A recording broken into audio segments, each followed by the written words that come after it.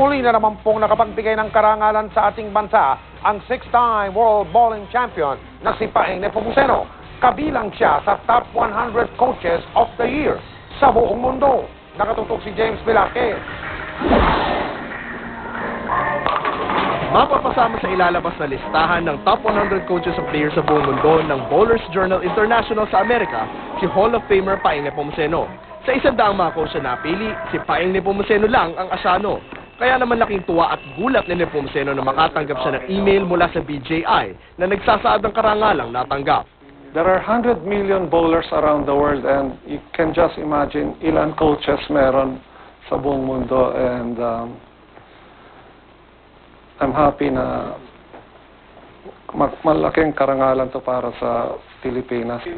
Sa dami ng karangalan na kanyang natanggap, maituturing daw niyang espesyal ito, ang una bilang isang coach at trainer.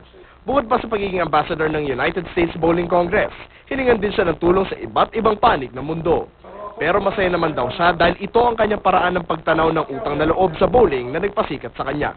Kung hindi ako lumalaban, nagsacertify ako ng mga coaches around the world, and siyempre kailangan i-balance ko oras ko sa training, sa pagtuturo, at bilang isang USBC International Ambassador, nagki-clinics din ako.